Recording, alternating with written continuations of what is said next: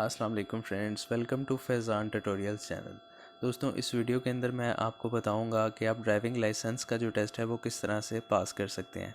दोस्तों, मैं गाड़ी चलाने के अंदर ड्राइविंग के अंदर बहुत ज़्यादा एक्सपर्ट नहीं हूँ।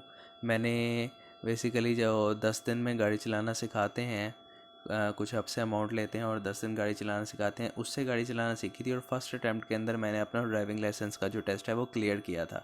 तो कहने का मकसद ये है कि मैं बहुत ज़्यादा एक्सपर्ट नहीं हूँ गाड़ी चलाने में, लेकिन मुझे कुछ ऐसे ट्रिक्स पता हैं, कुछ ऐसी चीज़ें पता है जिनकी बेसिस के ऊपर मैंने अपना ड्राइविंग लाइसेंस का जो टेस्ट है वो पास किया, और वो भी फर्स्ट अटैम्प्ट के अंदर।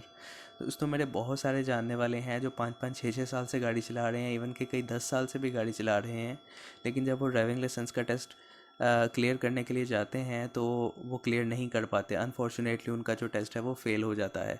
तो इस चीज़ से हमें ये पता चलता है कि हमारे यहाँ पर जो ड्राइविंग लाइसेंस का टेस्ट है हमारे पाकिस्तान के अंदर, वो हमारी ड्राइविंग एबिलिटी को जज नहीं करता। उसके अंदर कुछ ऐसे ट्रिक्स हैं, कुछ आपको उसको क्लियर करने का तरीका है जो कि आपको फॉलो करना पड़ता है, तब आप उसको ईज़िली क्लियर कर पाते हैं। तो इस वीडियो के अंदर मैं वही बातें आपके साथ डिस्कस करूंगा जो मैंने ड्राइविंग लाइसेंस का जो टेस्ट है उसको पास करने के लिए यूज़ की थी। तो मैं बेसिकली दोस्तों लाहौर से बिलोंग करता हूं। तो लाहौर के अंदर हमारे यहाँ पर बहरिया टाउन के अंदर एक टेस्टिंग सेंटर मौजूद है, वहाँ पर मैंने ये टेस्ट क्लियर किया था। तो मैं आपको कुछ मेन बातें यहाँ पर इस वीडियो के अंदर बताऊँगा कि ड्राइविंग लाइसेंस का टेस्ट क्लियर करने के लिए क्या क्या बातें आपको अपने जहन के अंदर रखनी है, और कुछ वो बातें भी आपको बताऊँगा कि जो मिथ्स हैं, जिनको लोग समझते हैं कि शायद अगर हम इस तरह से करेंगे तो हमारा टेस्ट जो है वो पास नहीं होगा या फेल हो जाएगा। सबसे पहली चीज़ आपने ट्राई करना है कि आप अपनी गाड़ी जो है उसको यूज़ करके ड्राइविंग लाइसेंस का टेस्ट ना दें। आप कहेंगे कि आप अपनी गाड़ी चलाने के अंदर ज़्यादा एक्सपर्ट हैं, उसके ऊपर आपका हाथ सेट है। जी हाँ, बिल्कुल ये बात सच होगी, लेकिन उसका आपको कुछ बेनिफिट होगा कि अगर आप ट्रैफिक पुलिस वाले जो वहाँ पर मौजूद हैं वो आपको अपनी गाड़ी देते हैं ड्राइविंग लाइसेंस के टेस्ट के लिए, अगर आप उनकी गाड़ी को यूज़ करेंगे उसका कुछ ना कुछ आपको बेनिफिट ज़रूर होगा।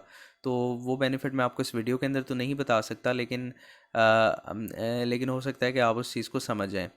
तो सर दोस्तों, यहाँ पर एक एल शेप का ट्रैक बना होता है, बिल्कुल स्ट्रेट जाकर आपको राइट साइड पर या तो टर्न लेना होता है, या तो बिल्कुल स्ट्रेट जाकर लेफ़्ट साइड पर टर्न लेना होता है। तो जिस तरह से आप बिल्कुल सीधा जाकर अगर राइट गए हैं तो आपको रिवर्स करते हुए भी बिल्कुल वैसे ही बैक जाकर बिल्कुल वैसे ही पीछे आना होता है।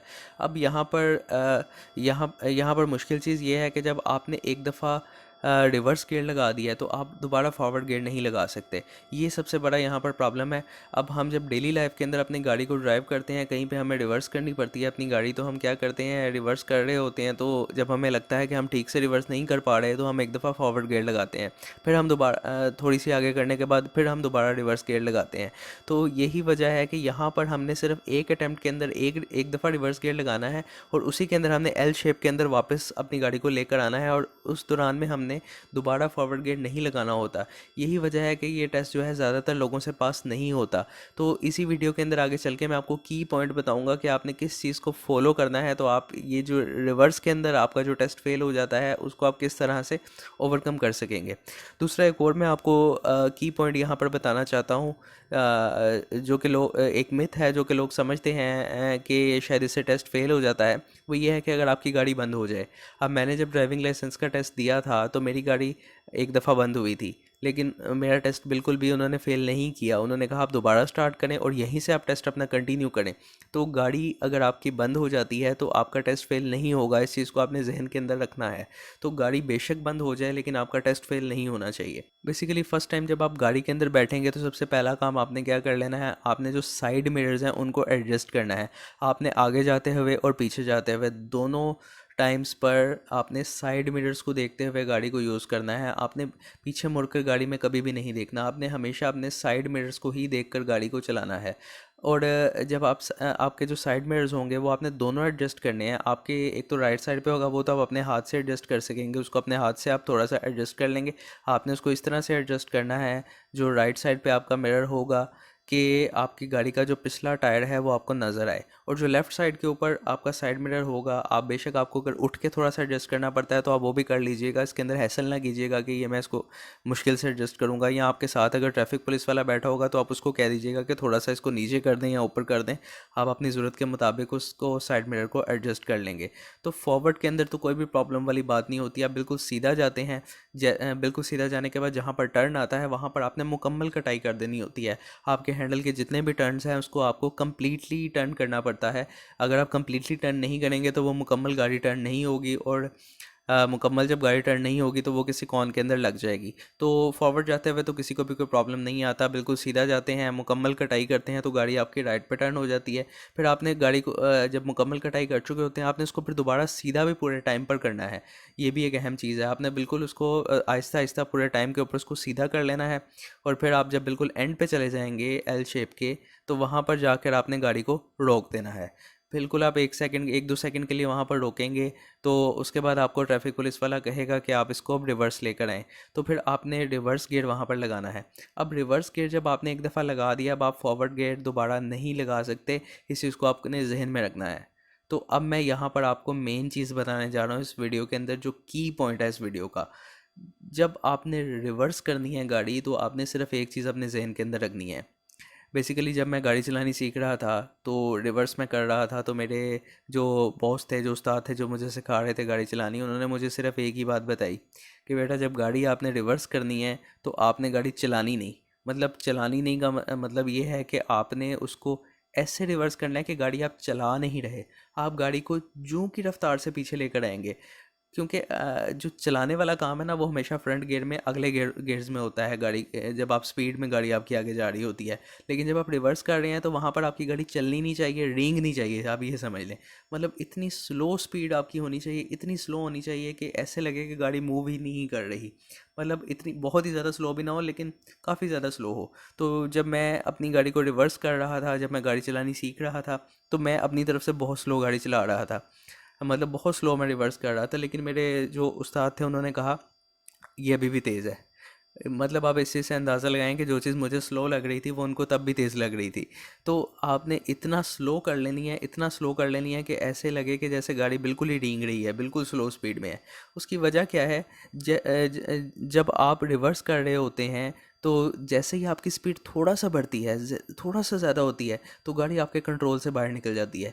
और जैसे ही आपकी गाड़ी कंट्रोल से आपके बाहर निकल गई तो वो किसी ना किसी कॉर्न को टच होगी। और एक दफ़ा जब गाड़ी आपकी कंट्रोल से बाहर निकल गई तो वो ट्रैक ऐसा होता है कि आप दोबारा हैंडल जिस तरफ मर्जी कर लें, आप उसको दोबारा कंट्रोल में नहीं ला सकते। तो ये सबसे बड़ा प्रॉब्लम है। तो गाड़ी को जितना आप स्लो रखेंगे, गाड़ी आपके उतना ही कंट्रोल में रहेगी। जब गाड़ी आपके कंट्रोल में रहेगी तो तभी आप वो जो ड्राइविंग टेस्ट है उसको पास कर सकेंगे। उसके बाद सेकंड चीज़, मैं यहाँ पर कोई डेमोन्स्ट्रेशन तो नहीं आपको दे रहा, बस सिंपल वर्ड्स के अंदर ही बता रहा हूँ। डेमोन्स्ट्रेशन के लिए मैं आपके लिए अलहदा से एक वीडियो बना दूंगा। तो जब आप फॉरवर्ड आगे चले जाते हैं, बिल्कुल एंड पे चले जाते हैं, उसके बाद आपने बैक आना होता है। तो बैक आते हुए आपने फुल स्लो जूं की रफ्तार से आप पीछे आएंगे। आते आते जैसे ही आपके कौन करीब आने वाली होगी, उससे पहले ही आपने कटाई आहिस्ता आहिस्ता से स्टार्ट कर देनी है। लेकिन जब आप टर्न के करीब पहुंचेंगे तो आपने बहुत तेज़ी से वहाँ पर कटाई आपको करनी पड़ेगी, आपको मुकम्मल कटाई करनी पड़ेगी, तभी आपकी गाड़ी टर्न होगी। लेकिन कटाई अगर आपने थोड़ा सा पहले कर ली तब भी आपका टेस्ट फेल हो जाएगा, तब भी कौन में लग जाएंगे। अगर थोड़ा सा लेट कर ली तब भी। अब जब एक दफ़ा आप कटाई कर लेते हैं, आपकी गाड़ी टर्न हो गई, उसके बाद कटाई कर हैंडल को सीधा करना भी काम है, आपने सीधा भी पूरे टाइम के ऊपर करना है, तभी आपकी बचत होगी, तभी आपका टेस्ट क्लियर होगा। तो ये जो सारे काम हैं 2-3, ये ग्रेजुअली आपने गाड़ी को टर्न करना है, मुकम्मल कटाई करनी है, फिर उसको सीधा भी करना है। तो ये सारे काम आपने बहुत ज़्यादा स्पीड में करने होते हैं। तो अगर आपकी गाड़ी की स्पीड तेज़ होगी तो आप ये काम नहीं कर सकते। मतलब आपका जो सीक्वेंस है वो ख़राब हो जाता है। तो यही वजह है कि मैंने आपको कहा है कि गाड़ी की जो स्पीड है वो आपने इतनी स्लो रखनी है कि आपका हैंडल, बेशक आप स्लोली मोड़ें, बेशक तेज़ी से मोड़ें, बस आपको पता हो कि मेरे गाड़ी के पिछले टायर कहाँ जा रहे हैं इस वक्त, ताकि गाड़ी आपके कंट्रोल के अंदर रहे। अच्छा, उसके बाद एक और मिथ है, फॉरवर्ड तो हम डेली लाइफ में गाड़ी चलाते रहते हैं। फॉरवर्ड में तो हम यही बिल्कुल जब राइट जाना होता है तो हम हैंडल को राइट पे करते हैं, लेफ़्ट जाना होता है लेफ़्ट पे करते हैं। अब रिवर्स हम चूँकि हर वक्त नहीं करते, कभी कभार रिवर्स करना पड़ता है, तो रिवर्स करते हुए ना अक्सर लोगों को होता है कि शायद हमने राइट गाड़ी जब टर्न लेनी है तो शायद हमें लेफ़्ट पे हैंडल करना पड़ेगा, या लेफ़्ट टर्न लेना है तो शायद राइट पे। तो इस चीज़ को भी आप थोड़ा सा क्लियर करें कि अगर आपने रिवर्स करते हुए गाड़ी को राइट साइड पे करना चाहते हैं तो आपको हैंडल राइट पर ही मोड़ना है, और रिवर्स करते हुए अगर आप लेफ़्ट पे अपनी गाड़ी करना चाहते हैं तो आपको हैंडल लेफ़्ट पर ही मोड़ना है। तो ये जो चीज़ है इसको भी आप थोड़ा सा अपने माइंड के अंदर क्लियर रखें।